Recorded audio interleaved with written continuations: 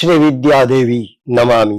उत्पत्ति स्थिति प्रलय कराय ब्रह्म हरिराय त्रिगुणात्मने सर्व कौतुकानि दर्शय दर्शय सद्गुरु दत्तात्रेयाय नमो नमः। गुजराती भाषाना संतोना जीवन कवन विषयक दर वर्षे जान्युआरीना प्रथम दिवसोमां 5 दिवसोमां जे रीते अहींया ओम कोम्युनिकेशन द्वारा परम स्नेह श्री मनीषभाई द्वारा जे आयोजन थाय छे संत साहित्य पर्वनु अने ए पर्वना आ बीजा वर्षे चौथा दिवसे मारे आजे संत कवि पीठा भगत विषे थोड़ीक वातो करवानी छे। संत साहित्य विषे ज्यारे वात करवानी होय त्यारे संत साहित्यना संशोधको संपादको आपणे त्यां घणा बधा थया छे, पण समग्र भारतीय संत साहित्य विषे ज्यारे वात करवानी होय अने अपनी समग्र भारतीय संत परंपरा विषे वात करवानी होय त्यारे वात करता करता केटलाक मारा स्नेहीजनो मित्रों पण पोते अनुभूति करी होय ने एवी पण वात करी बेसता होय छे। क्यारेक हवे संत साधनानुं क्षेत्र जुदुं छे अने संत साहित्यना संशोधननुं क्षेत्र जुदुं छे। ए अध्यात्म धारानो एक इलाको आखो जुदो छे। आपणे ए वाणीना अभ्यासीओ छीए, आपणे साधनाना नथी। पहेली वात तो आ बहु स्पष्ट रीते आपणे स्वीकारी लेवुं जोईए। હું તમને માનો કે છેક આપણી ગુજરાતી ભાષા સંસ્કૃત થી શરૂ કરીને સંસ્કૃત પ્રાકૃત અપભ્રંશ પછી જૂની ગુજરાતી પછી મધ્યકાલીન ગુજરાતીના 5 પ્રવાહો છે આપણા। ઈસવીસન 1150 થી શરૂ થાય અને 1850 વચ્ચેનો જે સમયગાળો છે અને એની અંદર આપણને પહેલા વહેલું મળે જૈન સાહિત્ય। ભરતેશ્વર બાહુબલી રાસથી શરૂ થાય અને એ આખી એક જૈન સાહિત્યની પરંપરા મળે।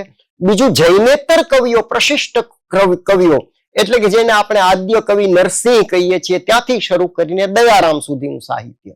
ત્રીજો એક પ્રવાહ છે ચારણી બારોટી સાહિત્યનો પ્રવાહ।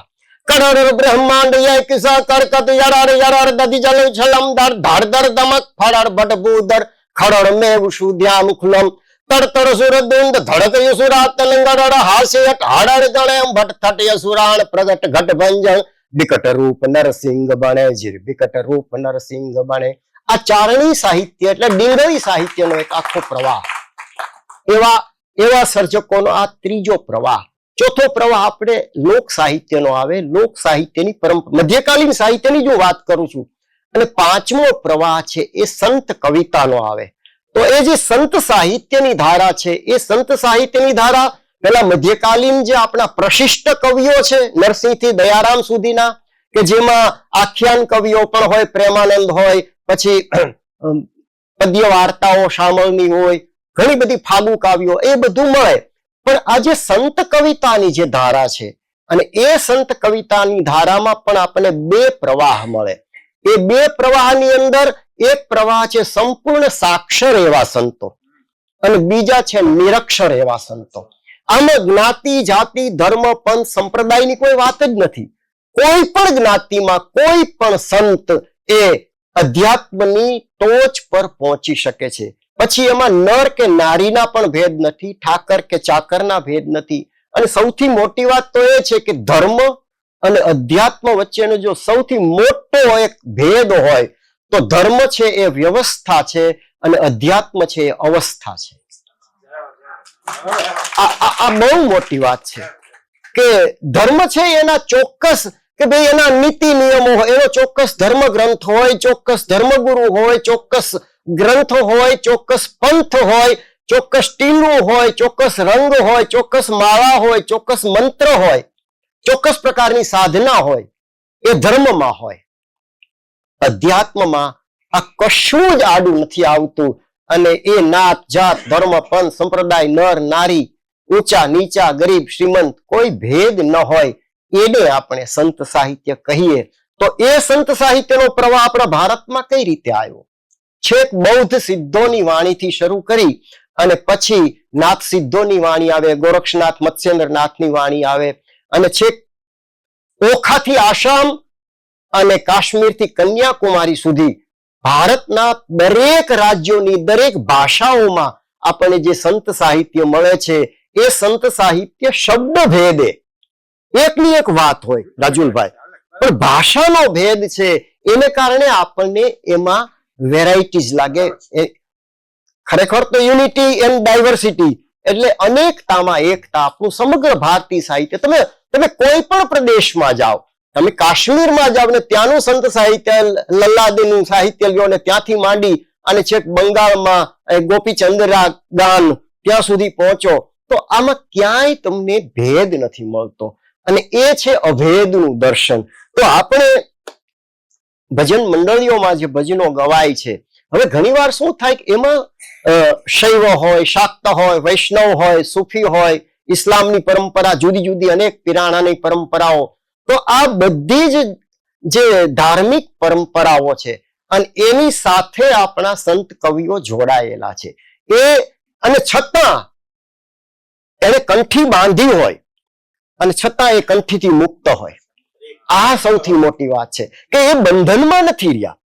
તમને કહું કે એક જ સંપ્રદાય હોય, માનો કે કબીર સંપ્રદાય, તો કબીરમાંથી આપણે ત્યાં ગુજરાતની અંદર રામ કબીર અને સત કબીર બે પરંપરાઓ ચાલી આવી હોય, એમાંથી આવ્યો રવિભાણ સંપ્રદાય, તો રવિભાણ સંપ્રદાયના પણ અનેક સંતો, ભાણ સાહેબ, રવિ સાહેબ, ખીમ સાહેબ, ત્રિકમ સાહેબ, મોરાર સાહેબ, ગંગ સાહેબ, આખી પરંપરા, અને એમાંના એક સંત કવિ છે એ પીઠા ભગત છે. મારે જે પીઠા ભગત ઉપર આવવું છે, તો ખૂબ જ આપણે સાંભળ્યું હોય છે કે ભજનની વાતો જીણ્યો, કોક સંત વિરલે જાણ્યું, કોઈક હરિજન હિરલે જાણ્યું, આ ભજનની વાતો જીણ્યો, વેળુમાં તો ખાંડ વેરાણી અને વીણી કાઢે ને કીડિયું, સુના ગામમાં હાથી ઝૂલે અને લાભ તોળે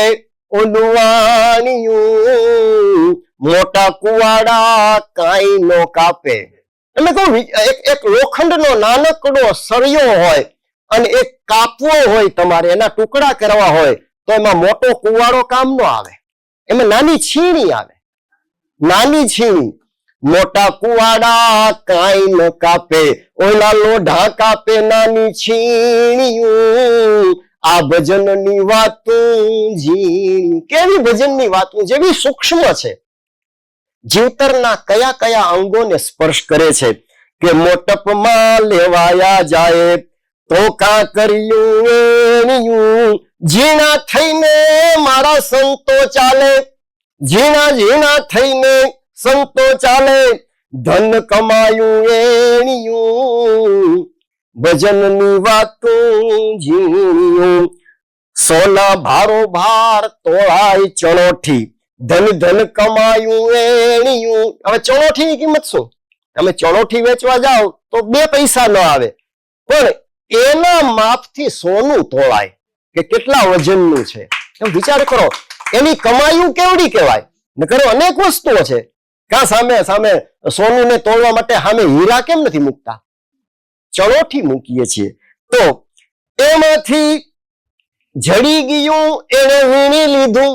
આ સમગ્ર જીવતર માંથી જેને સત જડી ગયું, જેને સતની સાધના મળી ગઈ, એ જેને જડી ગયું એને વીણી લીધું, એને ગુરુ પ્રતાપે વીણ્યું, સદગુરુના પ્રતાપે એને વીણ્યું, આ ભજનની વાતો ઝીણ્યું, મોટા કુવાડા કાઈ નો કાપે, ઓલા લોઢા કાપે નાની છીણ્યું, દૂધમાં તો પાણી ભેળાણું, દૂધમાં ઓલું પાણી ભેળાણું, અને એને પારખી જાશે ઓલી હંસિયું. હંસ છે ને એ જ પાણી અને દૂધને જુદા પાડી શકે. ગુરુ પ્રતાપે ભણે પીઠો અમરાપુરમાં જેની રેણિયું, આ ભજનની વાતો ઝીણ્યું. સોરઠની ભૂમિ, આમ તો જુનાગઢ આજુબાજુની ધરતી, ગિરનાર જેવું સિદ્ધ ક્ષેત્ર, દરેક ધર્મ પંથનું એ તીર્થધામ હોય.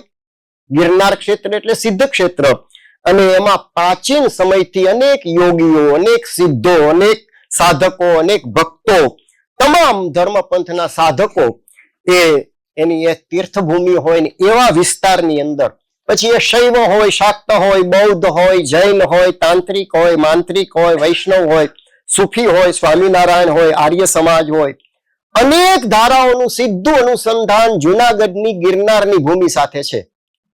અને તમે વિચાર કરજો કે સાંજના 7 વાગ્યાનો સમય રાજુલભાઈ થાય, આ ભારતની અંદર એક એવું ક્ષેત્ર છે કે સાંજના 7, સવા 7 વાગે એક સાથે 2000 આરતી થતી હોય. 2000 સ્થાનકો છે ગિરનાર ક્ષેત્રમાં, ભવનાથ તળેટીમાં. નાનકડું હનુમાનજીનું મંદિર હોય, ન્યાય આરતી થતી હોય, અને છેક અંબાજીના શિખર ઉપર અંબાજીની અને દત્તાત્રેયના શિખર ઉપર ગુરુ દત્તની આરતી થતી હોય, સામે દાતારના ટેકરા ઉપર દાતારની પીરની આરતી થતી હોય. તો 2000 આરતી એક જ સમયે થતી હોય એવું ભારતનું જો કોઈ તીર્થધામ હોય તો એ ગિરનાર છે. અને એમાં રવિભાણ સંપ્રદાયના આ સંત પીઠા ભગત એ જુનાગઢની પાસે ડેડરવા ગામ છે, વંથલી તાલુકાનું. ત્યાં મેઘવાળ જ્ઞાતિમાં વાણવી એની અટક, એ મેઘવાળ જ્ઞાતિમાં એનો જન્મ થયો. એના જન્મ માટે 2 સમય આપણને નોંધાયેલા મળે. 10 વર્ષનો તફાવત છે. કોઈ 1896 કે છે અને કોઈ 1886 કે છે. બાળપણમાં પીઠા ભગતના માતા પિતાએ નાના જ હતા ત્યારે એની વિદાય થઈ ગયેલી. સાવ બાલ્યાવસ્થામાં જ એના માતા પિતાનું અવસાન થયું. પોતે પોતાના મોસાળમાં ગયા, ભટકતું જીવન ગાળતા. પણ કુદરતી રીતે જ બાલ્યાવસ્થાથી જ એને પરમાત્માએ એક એવી શક્તિ આપી હતી કે એ પશુ પક્ષીઓની બોલી જાણી શકતા હતા. વિચાર કરો. અને એ પશુ પક્ષીની બોલી જાણતા હતા એને કારણે એ સમયે જુનાગઢ રાજની સામે એક જમિયત શાહ નામનો બારવટીયો હતો.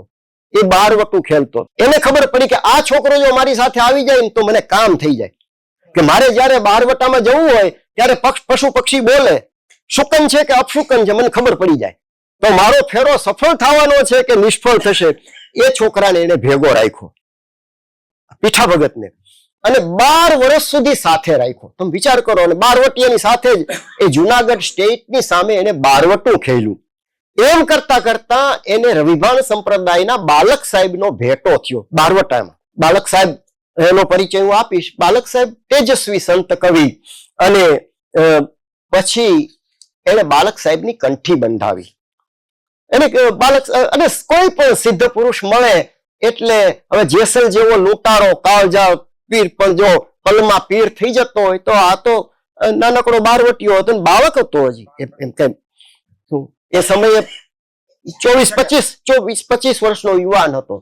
તો એનું જીવન સદંતર પરિવર્તન થઈ ગયું.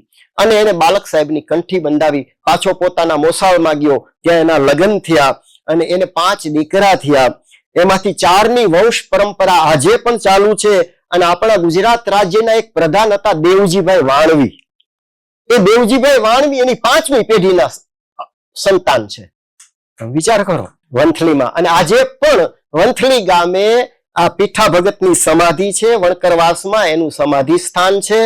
અને 1945 એટલે આજથી 136 વર્ષ પહેલા ઈસવીસન 1889 પીઠા ભગતે આ જગતમાંથી વિદાય લીધી. પીઠા ભગતના નામાચરણ સાથે આપણને 15 જેટલી રચનાઓ મળે છે અને લોકકંઠે ગવાતી આવી છે. એમાં યોગ સાધના મુખ્ય છે, ગુરુ મહિમા પણ છે, બોધ ઉપદેશ પણ છે, અને ભક્તિ એટલે શું એનું આલેખન છે. વેદાંતનો પણ તત્વજ્ઞાન આપણને. હવે તમે કહું વિચાર કરો કે 12 વર્ષ સુધી તો સાવ અનાથ હતો, પછી બારવટિયાની સાથે ફર્યો અને પછી એમણે દીક્ષા લીધી. પણ આપણી આ જે પરંપરાઓ છે કે એ લોકકંઠે ભજનોનો રસ્યો હતો. ભજનો સાંભળવા જાય એટલે ભજનોને કારણે એની જે કર્ણેન્દ્રિય હતી એની શ્રુત, એ શ્રુત જ્ઞાન એનું અદ્ભુત હતું કે એને ભજનો યાદ રહી જાય. અને એ સમયે આપણા ધર્મગ્રંથ એક વાંચવાની, તો તમને કહું વણકરનો દીકરો એટલે એ સમયે પુસ્તકનું એ તો કઈ હોય જ નહીં એની પાસે અભ્યાસ કરવાનું. પણ એ કંઠસ્થ પરંપરાનું જે આપણું જ્ઞાન હતું એ જ્ઞાન એમણે મેળવેલું. અને એમ કરતા કરતા ધીરે ધીરે પોતાના આપ જોડિયા ભજનોનું સર્જન કરવા માંડ્યો. એમના ગુરુ હતા જે બાલક સાહેબ, એ બાલક સાહેબ એ ત્રિકમ સાહેબના બીજા શિષ્ય અને ભાણેજ એવા નથુરામ હતા આમ રાધનપુરના. ત્રિકમ સાહેબ જે ભાણ સાહેબના દીકરા ખીમ સાહેબના શિષ્ય ત્રિકમ સાહેબ અહીંયા ચિત્રોડમાં, એ પણ વણકર જ્ઞાતિના હતા. તો એ ચિત્રોડના ત્રિકમ સાહેબના જે એક ભાણેજ હતા એ નથુરામ હતા રાધનપુરના. એ રાધનપુરના નથુરામના શિષ્ય 3 થયા.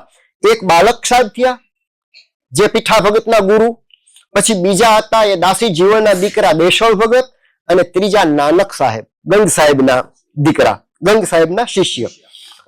તો મૂળ આ બાલક સાહેબ મારવાડના વતની હતા અને સૌરાષ્ટ્રમાં 7-8 જગ્યાએ એની જગ્યાઓ આજે પણ છે. એનું મૂળ નામ, એના પિતાનું મૂળ નામ મૂળદાસ પઢિયાર હતું.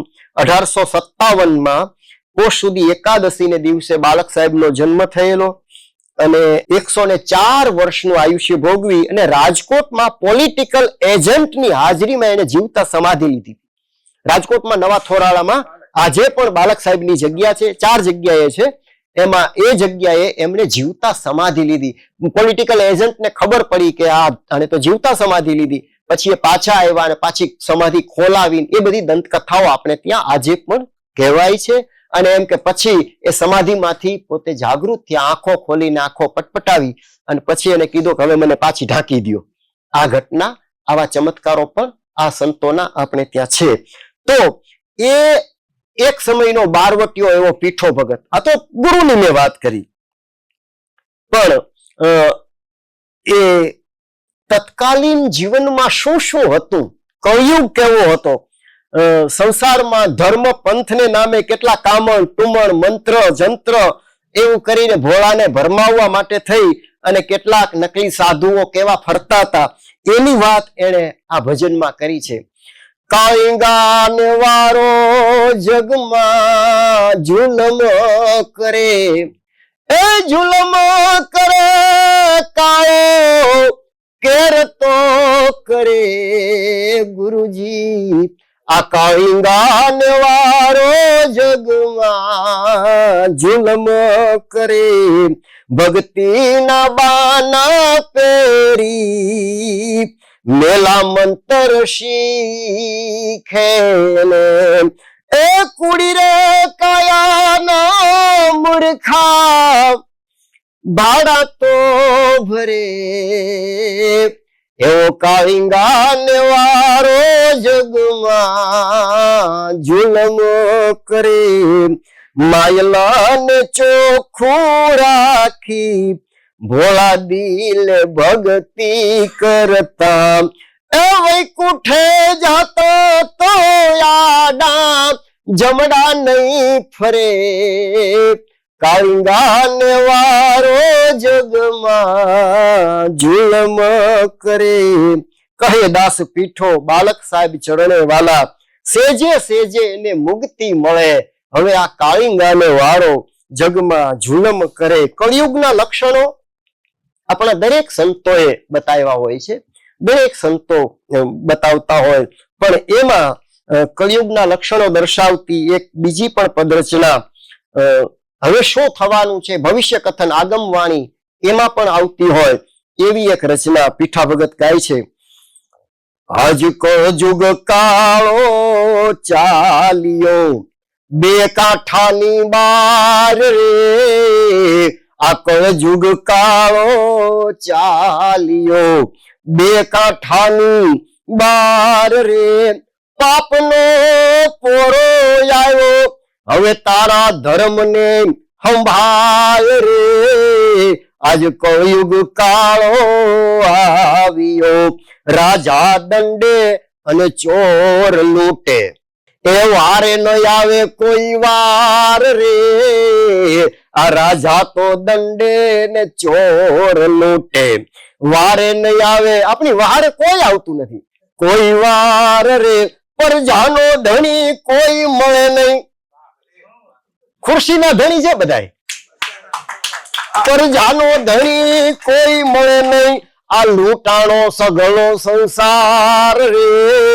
આજ કળયુગ કાળો આવ્યો, હરિકથામાં તમે હેત ન બાળો, ક્યાંય હરિકથામાં હેત ન બાળો, સાંભળે નહીં કોઈ ગીતા રે ભાંડ ભવાયાના ભૂંગળ વાગે, અને રીઝીને આપે ઈ તો દાન રે. રૂપિયા ઉડાડે ને હમણાં તો આ સ્ટેજ ઉપર ભજન ગાતા હોય વેરાગ તો લાગ્યો જેની વાતડીએ, હાલો મારા હરિજનની હાટડીએ, અને ઓલા ભગવા પહેરેલા સંતો બધાય આમ થોકડી લઈને ઉભા હોય, રૂપિયા ઉડાડતા હોય, ચંપલ પહેરીને પછી માથે હાલતા હોય. આ દશા આપણે જોઈ છે આપણે સ્ટેજ ઉપર. સગા કુટુંબમાં સંપન્ન ભાળો, અને નહીં પિયરીએ કઈ માન રે, પરણેતર ધણી શું પ્રીત નહીં. આપણો સંસાર કેવો થઈ ગયો છે અત્યારે, પરણેતર ને ધણી શું પ્રીત નહીં, અને અવર ને આધીન રે આજ કળયુગ કાળો આવ્યો, પોકારી કઉ છું પ્રાણિયા જૂઠું નહીં લગાર રે. ગુરુ પ્રતાપે ગાય પીઠો, ઓળે આવ્યા ને ઉગાર રે. તારે શરણે હવે તો આવ્યો છું હે પરમાત્મા, હે ગુરુ. અને ગુરુ મહિમા તો સતત આપણી સંત સાહિત્યની દરેક રચનાઓમાં હોય જ. મેં મારા ગુરુની ગતિ એ નવ જાણી રે પેદાસ રે પાણી. મેં મારા ગુરુની ગતિ નવ જાણી રે પેદાસ રે પાણી. કબીર સાહેબની આપણને એ પંક્તિઓ યાદ આવે. જલ કેરી મચ્છિયા જલ में वियाणी, ओ जल केरी मछिया जल में वियाणी रे, ईंडाए नायो धर जमाया रे. ईरे ईंडा में छींडा नोता, पवन एमा कहां से पधराया. ते आया શું કે છે, પેદા સર્વે પાણી. તો વિચાર કરો, શુક્ર પણ પાણી છે અને રજ પણ પાણી છે. નર અને નારી આ શુક્ર લઈને આવે છે, આ રજ લઈને આવે છે, અને એ જ્યારે એનું મિલન થાય છે, જલ કેરી મચ્છિયા જલ મે વિયાણી, ઈંડા એના અધર ગર્ભાશયમાં એનું ઈંડું તૈયાર થાય, અને એમાં ઈંડામાં છીંડા નહોતા, એમાં પવન ક્યાંથી, પ્રાણવાયુ ક્યાંથી આવી ગયો, જીવ ક્યાંથી આવી ગયો. આ એક રહસ્ય છે. ને મારા ગુરુની ગતિ નવ જાણી, પ્રથમ ધણીએ સૃષ્ટિ રચાવી, પેલા પવન અને પાણી રે. પવન અને પાણી બે જ વસ્તુ હતી. સતી ઉમૈયા આરાધે બેઠા, બ્રહ્મા વાંચે વેદ પુરાણી રે.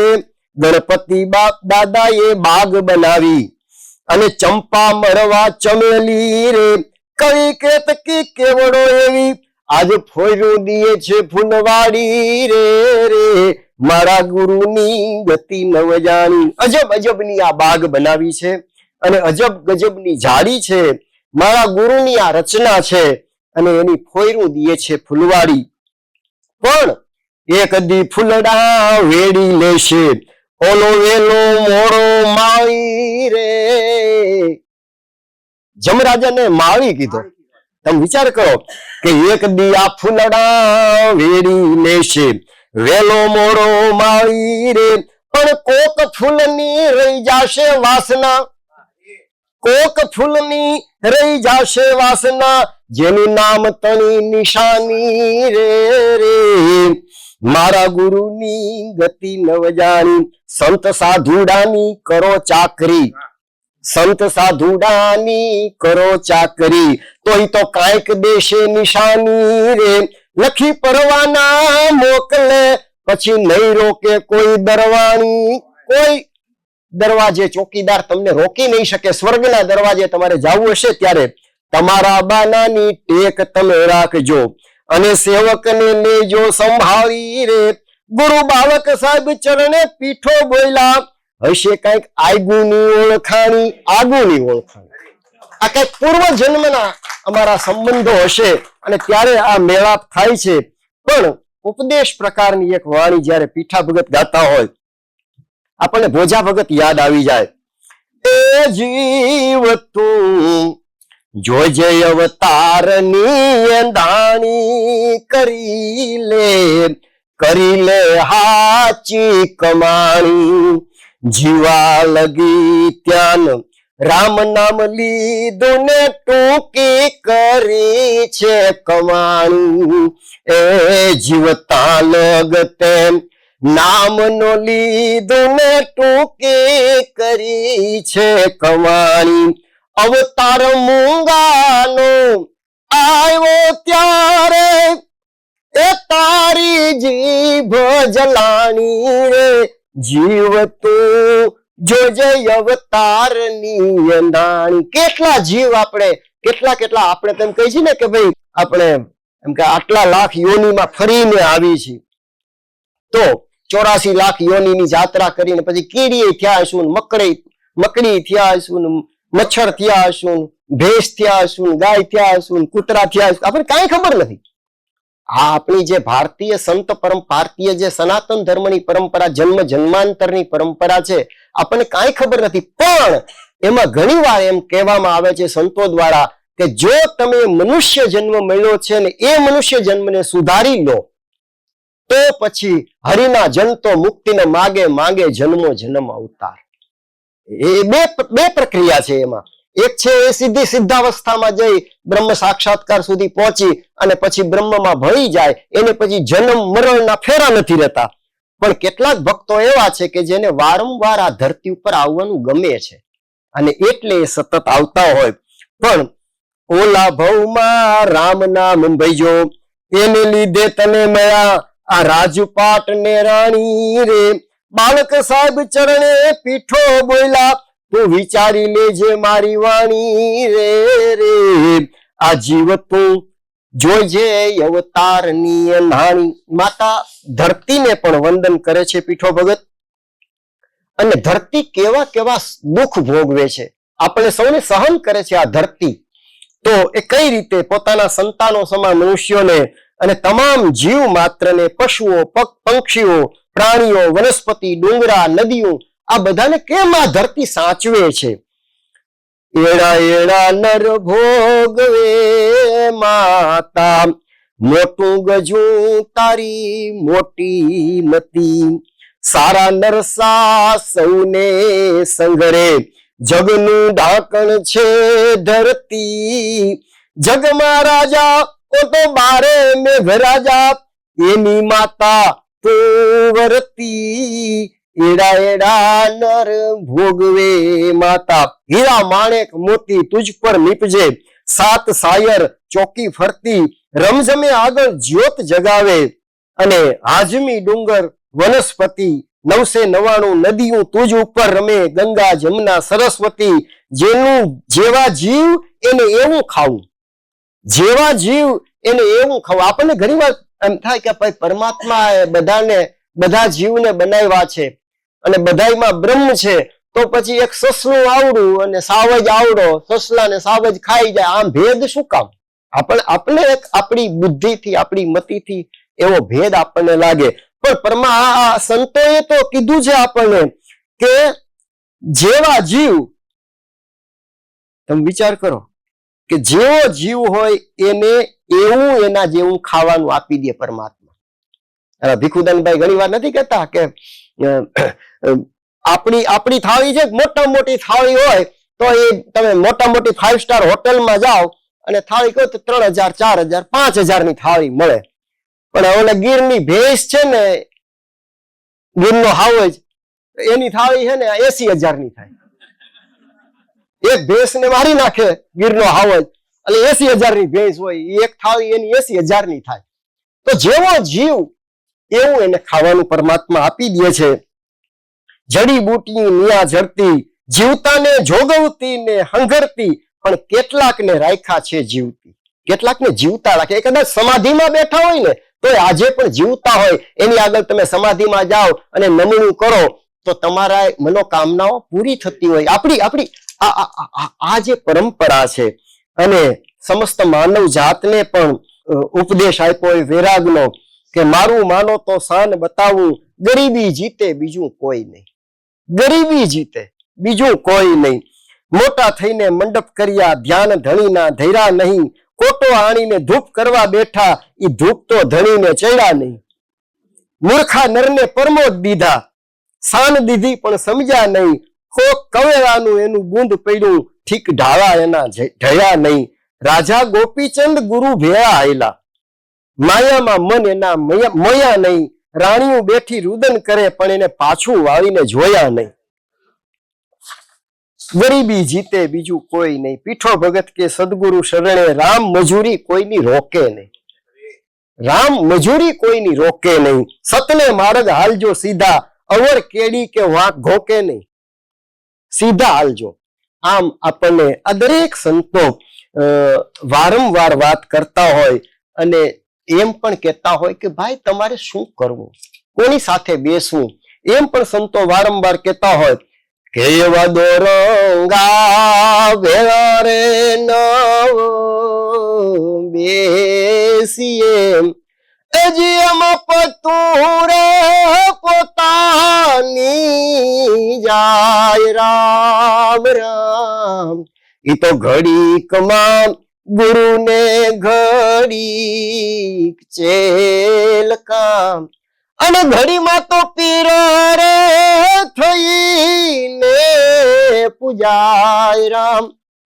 બેલીડા બેદલ નો સંગ ના કરી, જેનો રંગ બદલાતો હોય, જે બેદલ હોય, જેનો રંગ વારંવાર બદલાય, ઘડીકમાં ગુરુ બની જાય, ઘડીકમાં શિષ્ય થઈ જાય. સ્વાર્થ હોય ત્યારે તમારા પગ ચાલે અને સ્વાર્થ પૂરો થઈ જાય એટલે તમારું માથું ચાલે, ગળું ચાલે. તો આવી વ્યક્તિઓની સાથે તમારે કેમ જીવવું, કેવી રીતે, અને ત્યારે રામનું સ્મરણ કેમ કરવું કે જુગો રે જુગમાં રામની સાથે કામ, મારા હંસા છે આત્મ રામ. બહારના પણ રામ છે અને મારી અંદર પણ રામ બેઠો છે. તો માત પિતાએ પુત્ર જન્મ્યો, પહેલેથી વધાર્યા એના માન, બાજી બગાડી એને ઝટપટ કાઢો, હવે મસાણમાં દેજો મુકામ. રામ નીકળી ગયો, શ્વાસ નીકળી ગયો, પવન નીકળી ગયો શરીરમાંથી, આ પિંડમાંથી, એટલે શિવમાંથી શવ થઈ જાય. પછી એ એકનો એક દીકરો હોય, સાત ખોટનો દીકરો હોય, પણ એમાંથી જો પ્રાણ નીકળી ગયો તો પછી એને જલ્દી, ભાઈ હવે જલ્દી કરો, એને સ્મશાને લઈ જાઓ, જલ્દી સ્મશાને લઈ જાઓ. પણ જુગો જુગમાં એક સાથે રહે છે, એ છે આપણો આત્મરામ, એ છે રામ. આવો કેળા ફૂડા રળિયામણા, દિલને કરોમાં બદનામ, પુણ્ય પાપના વાલો લેખા માગશે ને માગશે મારો રામ. વારી વારી આ કાયા ઘડી છે, એનો ચતુરો ઘડનારો શ્યામ. કાયાનો ઘડનારો ક્યાં વસે, એમાં ગોતી લાવો તમે ગામ. અંદર જ અંદરની યાત્રા, અંતર યાત્રા કરવાની છે. અને એ અંતર યાત્રામાં આપણને શું મળે છે? વારંવાર આપણને પીઠા ભગત એમ કે છે, ક્યાં જઈ રે શોરાત એ મારા બાળપણાના સાથી રે, જીરે હંસલા આત્મ જીવડા. ક્યાં જઈ રે શોરાત, ગાડું ભર્યું ચંદન લાકડે ચડવાન વાસ ખપાટજી. ગાડું ભર્યું છે ચંદન લાકડે ને ચડવાન વાસ ખપાટજી. ચાર જણા તુને એ ઉપાડીને હાલે, ચાર જણા તુને એ ઉપાડીને હાલે, અને ખોખરી હાંડી માં લેશે આગ. એ ક્યાં જઈને રહેશો રાત, એ મારા બાળપણાના સાથી. બાલ્યાવસ્થાથી જ આ શરીર આપણી સાથે છે, આત્મા અને શરીર એ સાથે જ છે. પણ એમાંથી જ્યારે આ પવન નીકળી જાય છે, આત્મા નીકળી જાય છે, અને ત્યારે બેન રૂવે બજારમાં, તારી માતા રૂવે ઘરની બહાર. એક વિસામો ઘરને આંગણે ને બીજો ઝાંપા બાર, ત્રીજો વિસામો ગાયુંને ગોંદરે, અને ચોથો વિસામો શમશાન. બેયકર જોડીને પીઠો ભગત બોલ્યા, હરિ વિનાનો નહીં સાથ. સાથે શું આવે છે? આપણે સત્કાર્યો કર્યા હોય, આપણે સાધના કરી હોય, આપણે સત્સંગ કર્યો હોય, આપણે કોઈકની સેવા કરી હોય, તો એ આપણી સાથે આવે છે. એમ આપણે સતત પીઠો ભગત કે છે. તો એવી રીતે હાટડી, મિસરણી, જંત્રી એવા અનેક પ્રકારના રૂપક લઈને સંતો જ્યારે વાત કરતા હોય. પીઠો ભગત છે ને એ તબલાનું રૂપક લે છે, ડોકરનું રૂપક લઈને. ડોકડ બન્યું તારા દાવનું, ધીમે ધીમે તું એને વગાડ. ડોકડ બન્યું તારા દાવનું, એ કાયાનગરમાં કાચું ઘડ્યું અને બીબું બન્યું બહુ સારું. કાયાનગરમાં કાચું ઘડ્યું અને બીબું બન્યું બહુ સારું.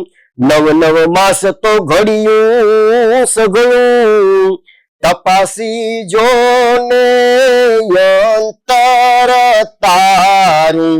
ડોકડ બન્યું તારા દાવનું. પછી પ્રેમના નામની પડી મઢાવજે અને 16 ઘરમાં બાંધજે. એના 16 દોરી હોય, 16 ખાના હોય, 16 ઘર હોય. એ બધાને જો મેળમાં આવે ને ત્યારે જ ભજન સાથે વાગે. એક પણ ઘર ઊંચા નીચું હોય, એક સંગીતની સારેગમમાં 7 સ્વરોમાં જે સ્વરથી માણસ ગાતો હોય એ જ સ્વરમાં 16 ઘર એક સરખા વાગવા જોઈએ. તો ચામડા ઉપર સતશાઈ કરાવજે, તો બોલે શબ્દ રણુકારું. વૈરાગ નામની વાધર બાંધજે અને જ્ઞાનના ગટા મેલાવજે. હરિના નામની હથોડી લઈ અને તારું મન ડગે ન્યા મારજે. આ ડોકર છે, આ તબલો છે, પણ એ તબલાને મેળ કરવા માટે હરિના નામની હથોડી આપણા શ્વાસની સાથે જો ચાલુ હોય, રામ રામ રામ રામ રામ, જે કઈ આપણે જે માનતા હોઈએ, તો એ સદગુરુએ જે નામ વચન આપ્યા હોય અને એ પ્રમાણે આપણા શ્વાસની સાથેનું અનુસંધાન હોય, તો એ હથોડી આપણે આપણા ચિત્ત ઉપર, આપણું ધ્યાન, આપણી લગન, આપણી સુરતા એના ઉપર. અને પછી સાધુ સંતની સેવા કરી લેજે અને એમાં કાંઈક સાર પામજે. દાસ પીઠો ગુરુ બાલકના શરણે, તારી બેડીને ભવ પાર ઉતારશે. જો એવું આપણું તબલું જો સૂરમાં હશે, એવો આપણો સિતાર, આપણું જંતર, આપણો રામસાગર, એનો તાર જો સૂરમાં હશે, તો આપણી બેડી પાર ઉતરી જશે. અને એક બંગલાનું પણ રૂપક લઈને પીઠા ભગત ગાય છે. રવિ સાહેબે કિયા બંગલા, ત્રિકમ સાહેબે કિયા બંગલા. બંગલા ઠીક બના રે, બંગલા જબ બના રે. ભક્તિના એંધાન જોઈ લ્યો, જેને વચન ઓળખી લીયા રે. એ વચનની જેને ક્રિયા જાણી, ઈ પાર પહોંચી ગયા રે. બંગલા ઠીક બન્યા રે, બંગલા અજબ બન્યા રે. અને એ બંગલાને હતા આડા તાળા, કૂંચી ગુરુજીએ દીના. આપણે ત્યાં રજભર તાળા ને તલભર કૂંચી, તલભર તાળા રજભર કૂંચી એમ કહે. અથવા તો લોહીને ગાતા હોય, કૂંચી મારા મેરમાં ગુરુજીને હાથ એલા ખા. ગુરુજી આવે તો તાળા ઉઘડે. આ કૂંચી મારા મેરમ ગુરુજીને હાથ. અનેક ભજનોમાં આપણને તાળા અને કૂંચીનો આ રૂપક જોવા મળે. અને એ જે તાળું છે એની કૂંચી સદગુરુ પાસે છે. એ સદગુરુ કઈ રીતે કૂંચીથી ખોલે, એની પાસે કઈ કૂંચી છે? એ શબ્દથી, સ્પર્શથી, રૂપથી, રસથી કે ગંધથી, 5માંથી કોઈ પણ વિષયથી એ ખોલી શકે. એ માત્ર તમારી સામે જોવે અને સાતે ધાતુ બદલી જાય એમ પણ બને. એ તમને કોઈ શબ્દ આપે, કાનમાં એક મંત્ર આપે, એમ પણ દીક્ષા આપી શકે. એ તમને પાણીનો પ્યાલો આપે, પિયાલો, દયા કરી મન પ્રેમે પાયો મારીને નું મે આયા નૂર પ્યાલો મેં પીધેલ છે ભરપૂર, પ્યાલો મેં પીધેલ છે ભરપૂર. નુરત સુરતની શાન ઠેરાણી, બાજત ગગના में તૂર, રોમે રોમે રંગ લાગી રહ્યા, નખશિખ પ્રગટા નૂર પ્યાલો મેં પીધેલ છે ભરપૂર. આવો એ રીતે એટલે કોઈ પેય પદાર્થ દ્વારા એમ પણ સદગુરુ આપણા ઉપર કૃપા કરી શકે, કોઈ સુગંધ આપીને, ફૂલ આપીને, અત્તર આપીને, એમ પણ એટલે શબ્દ, સ્પર્શ, રૂપ, રસ અને ગંધ, એમ 5 વિષયમાંથી કોઈ પણ રીતે જો સિદ્ધ પુરુષ હોય, કોઈ પહોંચેલા હોય, જેને આપણે સદગુરુ કહીએ, તો એ આપણી ઉપર કૃપા કરી શકે છે. અંતરિક્ષથી પણ એની દિવ્ય ચેતના અહીંયા આ જગતમાં હોય કે ન હોય, કરોડો માઇલ દૂર બેઠા હોય, એની ચેતના હોય અને એ પણ કૃપા કરી શકે, અને આ જગતમાં ન હોય છતાં પણ એની દિવ્ય ચેતના આપણા ઉપર કૃપા કરી શકે, જો આપણું એની સાથેનું અનુસંધાન હોય તો. આ બંગલા પ્રકારની રચનાઓ પણ આપણને પીઠા ભગત આપે છે, અને એની સાથે સાથે કેટલી બધી રચનાઓ છે.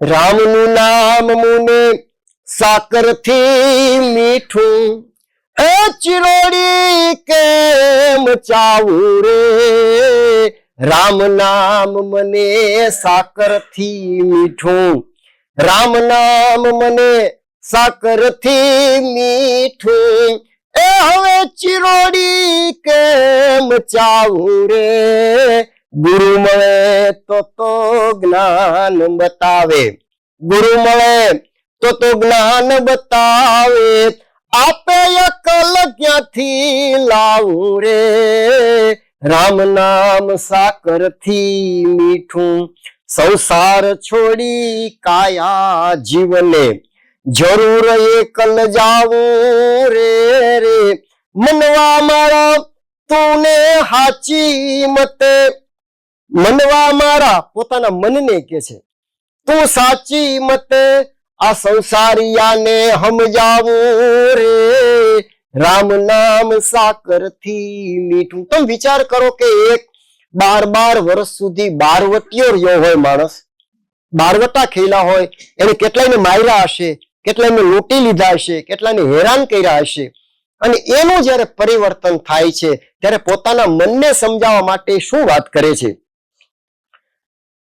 સગા કુટુંબ સર્વે વીટીને બેઠા, નજરો ફેરવું અને બોલાવું રે, આમાં સગા કે મારી કારી ન હાલે, સગા કે મારી કારી ન હાલે, તું તો રામને કરી લેજે રાવું રે. હવે રામને ફરિયાદ કરી, મારું કઈ નહીં આવે. એના કોઈ સગા સંબંધી મિત્રોમાં કોઈકના સંતાનનું અવસાન થયું હોય અને એને બોલાવ્યો હોય ને કીધું હોય ભાઈ તું તો ભગત છો, આ બાળકનું અવસાન થયું છે એને તું બેઠો કર, તો કે ભાઈ આ મારા રામને ફરિયાદ કરો, આમાં મારી કારી કઈ ન હાલે. શમશાનમાં જઈને ઘર કરવું, સૌથી ઊંડેરું હમાવું રે, આ કાયાની માથે મેલનો તો ચડતો, એને એક દી ધૂળ ભેગું ધૂળ થાવું રે, જોખો માથે મોટો મોતનો, માથે જોખો છે મોટો મોતનો, એને હું તને કેવી રીતે સમજાવું રે, સદગુરુ ચરણે ગાય પીઠો, મને જ્યારે તેડાવો ત્યારે હું તો આવું રે, મને જ્યારે તારો આદેશ થશે ત્યારે હું તો આવી જઈશ, એમ આ જીવનો આદેશ થયો છે તેમાં હું એને પાછા ન વાળી શકું.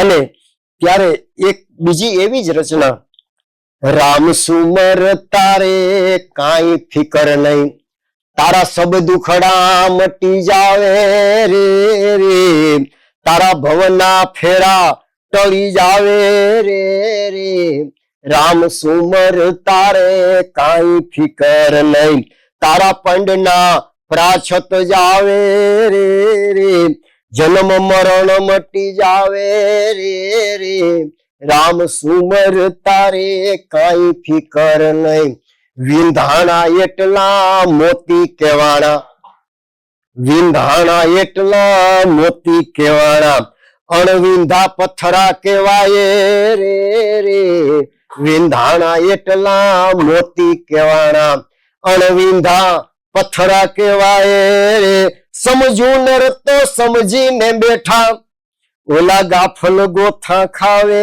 રે રે, સમજુ નર તો સમજીને બેઠા, અને તો ગાફલ ગોથા ખાવે રે રે, સાત સાયર વચમાં બેઠ કેમ કરી દર્શન પાવે રે, તો નુરત સુરત ના દોર સાંધી લે, નુરત સુરત ના દોર સાંધી લે, તો પલકમાં પહોંચાવે રે રે, રામ સુમર તારે કાંઈ ફિકર નહીં, તારા સબ દુખડા મટી જાવે રે, હરખે હરખે રામ સુમર લે, લખ આવે ને ભલે લખ જાવે રે, ભૂલીશ ને ભૂલાવીશ માં તું ભૂલતો નહીં, અને ભૂલાવીશ માં તારા મનને ધંધે વળગાવે રે, કરતા હરતા એક જ સાહેબ, કરતા હરતા આપનારો પણ એ જ છે, પાછો લઈ લેનારો એ જ છે,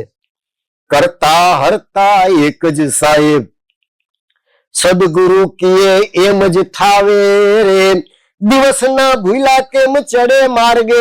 હવે આપણે દિવસના ભૂલા છે, રાતે ભૂલા હોય ને તો ઠીક છે કે ભાઈ અંધારું છે, કેડી નથી, જંગલ છે, પણ હવે દિવસની અંદર જયારે આપણે ભૂલ ખાતા હોય ને ભૂલે રસ્તે ખોટે રસ્તે જતા હોય, આડી રાત અંધારી આવે રે રે, ભૂલવાડે તો એ ભૂલીશમાં મરને ત્રણે ગુણ માં તાવે રે, સત્વ તમ અને રજ આ ત્રણ ગુણ છે. ક્યારેક આપણે સાત્વિક ભાવમાં હોઈએ, ક્યારેક રાજસ ભાવમાં હોઈએ, ક્યારેક તામસ ભાવમાં હોઈએ, પણ આ ત્રણે ત્રણ ભાવ અને ચારે ચાર કાળ, સતયુગ યુગ, સતયુગ ત્રેતા દ્વાપર અને કળયુગ, આ બધું આપણી અંદર જ છે. ક્યારેક આપણે સતયુગમાં હોય, સારું કામ કરતા હોય, સારો વિચાર કરતા હોય ત્યારે સતયુગમાં હોય, પછી ક્યારેક ત્રેતા યુગમાં આવી જાય, ક્યારેક પછી દ્વાપરમાં આવી જાય, અને ક્યારેક કળયુગમાં પણ આવી જાય. તો તારા મનને તું સમજાવી લે, સતને શબ્દે ગુરુને વચને, ઈ તો અંદરનું ઓળખાવે રે, અંદરનું ઈ ઓળખાવી શકે. પંજો પડી જાય પરમ ગુરુનો, તો હવે લાલન લેરું આવે રે રે, રામ સુમર તારે કાંઈ ફિકર નહીં, તારા સબ દુખડા મિટ જાવે રે. પછી પાછું એક એવું જ છે પોતાના મનને સમજાવતી રચના, સમજ સમજ મન સમજી લે ને, એકાર કોઈ નો રિયો નથી, ગરીબ થઈને દલડા સંભાળો વીરાઓ, ગરીબ થઈને દલડા સંભાળો વીરા, હું ના ઘરમાં હરી નથી, હું ના ઘરમાં હરી નથી. જ્યાં અહંકાર છે ત્યાં રાવણના ઘરમાં મંદોદરી રાણી એને વિભીષણ જેવા ભાઈની ભક્તિ અવળી અકલ વાલે વારે મોકલી, હરવાને આવ્યો એ તો સીતા સતી, રામચંદ્રની સેના હંકારી એના આગે હતા વીર હનુમો જતી, 18 પદમ દળ દૈત્ય ઉતાર્યા તોય ઘેરી લીધો ગઢ લંકાપતિ. કંસ રાજાએ મહાજંગમાં, એટલે આપણને જૂના પ્રસંગોની, પુરાણના પ્રસંગોની યાદ પણ, તમે વિચાર કરો કે એક વણકરનો દીકરો હોય, 12 વર્ષ સુધી બારવટીયો હોય, પણ એને આપણા શાસ્ત્રોના પ્રસંગોની પણ ખબર છે. શું એ રાવણને યાદ કરે, રામાયણને યાદ કરે, મહાભારતને યાદ કરે, શ્રીમદ ભાગવતને યાદ કરે. કંસ રાજાએ મહાજગ માંડ્યો, એના દિલમાં દુબજા ઘણી હતી, કમળનો ભારો ભરી આવ્યા કૃષ્ણજી, અને એને દૈત્યને નાખ્યો હણી. બાળક સાહેબ ચરણે બોયલો પીઠો, દલડે રાખી ધણીની અકળ ગતિ, પામર થઈને પ્રભુ ભજી લ્યો, એ સિવાય આ જીવડાને મુક્તિ નથી. અને છેલ્લી રચના, હંસા રાજા કાયા રે પડે એને વાર નહીં. હંસા રાજા કાયા રે પડે એને વાર નહીં. એ વાર નહીં કોઈ વદાડ નહીં રે. હંસા રાજા કાયા રે પડે એને વાર નહીં રે. ચિતવણીમાં કાંઈ નવ સમજ્યું. ચિતવણીમાં કાંઈ નવ સમજ્યું. તાળી લાગી કીર્તારની. આરે કાયામાં હંસા ઉન્મુખ કૂવો.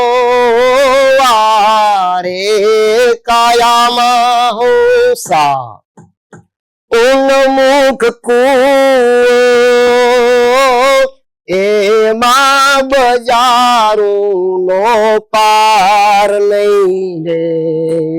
સતવૃત્તિમાં કોની જોરન હાલે વીરા. કારી ફાવે નહીં કોઈની. હંસા રાજા કાયા તો પડે એને વાર નહીં. કાયા રે પડે એને વાર નહીં. હંસા રાજા વાર નહીં કોઈ વડાડ નહીં. કોઈ વડાડ નહીં. આજે આપણી પરિભાષા છે, લોકવાણીની પરિભાષા. એક એક શબ્દ, અને મેં તો ગયા વખતે કીધું હતું કે સંતવાણીના એક એક શબ્દ વિશે જયારે આપણે વાત કરવા બેસીએ ત્યારે કલાકો સુધી એક જ શબ્દ વિશે વાત થઈ શકે. આપણા જુદા જુદા સંતોએ, ગોરક્ષનાથજીએ આ શબ્દને ક્યાં વાપર્યો છે, કબીર સાહેબે ક્યાં વાપર્યો છે, ભાણ સાહેબે ક્યાં વાપર્યો છે, દાસી જીવણે ક્યાં વાપર્યો છે, ત્રિકમ સાહેબે ક્યાં આ શબ્દનો ઉપયોગ કર્યો, લાખા લોહિયાને ક્યાં કર્યો, જેસલ તોરલે ક્યાં કર્યો છે, ગંગા સતીએ ક્યાં કર્યો. વીજળીને ચમકારે મોતીડા પરોવિલ્યો પાનબાઈ. અચાનક અંધારા થાશેજી. જોતરે જોતામાં દિવસો એ વયા જાહે પાનબાઈ. 21,600 ને કાળ ખાશે. જાણરે જેવી આ તો અજાણ છે રે પાનવાઈ. એવડાયો ધૂરિયાને નો કેવાયજી. ગુપ્ત રસનો આખેલ છે રે અટપટોને. તમે આટી રે મેલો તો સમજાયજી. હંસા રાજા કાયા રે પડે એને વાર નહીં રે. આરે કાયામાં ઉડણ ઉડરે ભાઈયા રે. કાયામાં ઉડણ ઉડરે તોય વાતું રે કરે છે વ્યવહારની રે. મનડું મારું તો ઉડવાન લાગે ને વાતું રે એ કરે એ વેપારની. પણ એમાં ચેતવણી તો કેની ન હાલે વીરા. ઓલા કારી રે હાલે કીર્તારની. હંસા રાજા કાયા તો પડે એને વાર નહીં. ભવસાગરમાં રમવાન નિસરા રમતો રમે નિરાધારની રમત. સારું રમશો તો સાહેબ રીજે, અને જીતશો બાજી આ હારની. ધાઈ ધૂતીને ધન ભેળું કીધું, માયાનો કોઈ પાર નહીં. હવે સગા કુટુંબી વેટીને બેઠા, કોઈ આડું ફરે એનો ભાર નહીં. કોઈનો ભાર નહીં. કોણ આડું ફરે? જોશ જોવડાવો, ગુવા તેડાવો, ઓસડનો કોઈ પાર નહીં. પીઠો ભગત કે સઘળા ફાફા, હાચા ધણી વિના કોઈ ઓધાર નહીં. હંસા રાજા કાયા પડે એને વાર નહીં. તો સંત સાહિત્ય પર્વ એનો આજે ચોથો દિવસ, અને એમાં સંત કવિ પીઠા ભગત વિશે મારે જે થોડીક વાતો કરવાની હતી, મેં પહેલા પણ કહ્યું છે કે સંત સાહિત્યની આ સંતો છે એ જીવન જીવી ગયા છે. આપણી પાસે માત્ર એના શબ્દોનો પડછાયો છે, આપણી પોતાની અનુભૂતિ નથી. પણ એ અનુભૂતિના શબ્દો દ્વારા આપણે ત્યાં સુધી પહોંચવાનો પ્રયાસ કરવો, એ સૌથી મોટી વાત છે. તો 5 દિવસનું આ સંત સાહિત્ય પર્વ પરમ મિત્ર મનીષભાઈ દ્વારા આ રીતે આયોજન થાય, અને અમદાવાદથી અને છેક ખંભાતથી પણ આપણા મિત્રો અહીં સાંભળવા માટે આવ્યા હોય, એ સૌનો ખૂબ ખૂબ આભાર. ધન્યવાદ. હરિઓમ તત્સત. બંને વક્તાઓના વક્તવ્યથી આપણને કંઈક વિશેષ પ્રાપ્તિ થઈ હોય તો બંને વક્તાઓનું ખૂબ તાળીથી અભિવાદન કરીએ. બંને વક્તાઓને વંદન, બંને વક્તાઓનો આભાર. માનનીય શ્રી રાજુલભાઈ દવે ખાસ આપણી વચ્ચે રાજકોટથી ઉપસ્થિત છે. રાજકોટમાં 27 વર્ષ સુધી તેમણે પત્રકાર તરીકે સેવાઓ આપી છે. અત્યારે ઘણી બધી સેવાકીય સંસ્થાઓ સાથે તેઓ જોડાયેલા છે. સંત સાહિત્યના તેઓ મર્મજ્ઞ છે, સંશોધક છે. આપણી વચ્ચે ઉપસ્થિત છે, એનો આનંદ છે. રાજુલભાઈ, આપને વંદન, આપનો આભાર. માનનીય શ્રી નિરંજનભાઈ રાજ્યગુરુ સાહેબ ઘોઘાવદર, દાસી જીવણવાળું ઘોઘાવદર ગોંડલ પાસે છે, ત્યાંથી આપણી વચ્ચે અહીંયા ઉપસ્થિત છે. આપણી ભાષાના સાહિત્યકાર છે, કવિ છે. ગુજરાતી ભાષાના ગદ્ય અને પદ્યના તમામ સ્વરૂપોમાં સારી રીતે વાત મૂકી આપે એવા અભ્યાસી વક્તા છે. વિશેષમાં સંત સાહિત્યમાં એમનું લેખન અને સંશોધન એ ઘણા વર્ષોથી તેઓ કરે છે. એ વંદનીય કામ તેઓ કરી રહ્યા છે. આનંદ આશ્રમ ઘોઘાવદરમાં એમનું છે, એ જોવાલાયક સ્થળ છે. એમની પોતાની વેબસાઇટ છે, એ દ્વારા પણ ગુજરાતી ભાષાના સંતો વિશે જેટલું પણ શક્ય એટલું થાય અને જે પણ કરે એમને વિશેષ મદદ કરવી, એ ગુણધર્મ એમણે અકબંધ જાળવી રાખ્યો છે. એ એમને વંદન, એમનો આભાર. સતત બીજા વર્ષે આપણને સાંભળ્યા છે એનો વિશેષ આનંદ પ્રગટ કરું છું. આપ સૌ સમય ખર્ચીને આવ્યા એ માટે આપનો આભાર. આ કાર્યક્રમની નોંધ જે કંઈ ગુજરાતી અંગ્રેજી અખબારોએ લીધી, એ તમામ અખબારોના તંત્રશ્રી, રિપોર્ટરશ્રી, ફોટોગ્રાફરશ્રીનો આભાર. જેમને નિમંત્રણ કાર્ડ કુરિયરથી નથી મળતા તો તેઓ બહાર પોતાનો વોટ્સઅપ નંબર લખાવી શકે છે. તો એ માધ્યમ દ્વારા અમે આગામી કાર્યક્રમોની જાણ કરીશું. બીજું કે આ કાર્યક્રમના જે કંઈ ફોટા છે એ ફેસબુક પર ઓમ કોમ્યુનિકેશન કરીને છે, એના પર અપલોડ કરવામાં આવે છે, જેનો લાભ આપ લઈ શકો છો. કાર્યક્રમ બાદ 2-3 દિવસની અંદર જ યુટ્યુબમાં સાહિત્ય વિમર્શમાં આ તમામ લેક્ચર્સ, તમામ વ્યાખ્યાનો મૂકવામાં આવશે, જે તમે માણી શકો છો ફરીથી, અને અન્યને પણ મોકલાવી શકો છો. સામાન્ય રીતે ઓમ કોમ્યુનિકેશન સંસ્થા વર્ષભર આવા સાહિત્યિક વ્યાખ્યાનનું આયોજન કરતી હોય છે, પણ ક્યારેય જાહેરમાં આર્થિક સહયોગ માટે દાનની અપીલ કરતી હોતી નથી. પરંતુ જ્યારે 5 વર્ષના આવા વિશેષ કાર્યક્રમ હોય ત્યારે આપ સૌની સાથે દાનની અપીલ કરે છે. અનુકૂળતાએ આપ દાન આપી શકો છો. રજિસ્ટર્ડ ટ્રસ્ટ છે, એટીજી હેઠળ પણ કરમુક્તિનો આપ લાભ લઈ શકો છો. એક સમૂહ તસવીર લીધા બાદ કાર્યક્રમ પૂર્ણ જાહેર થશે, અને બહાર આઈસ્ક્રીમની વ્યવસ્થા છે, એને ન્યાય આપશો.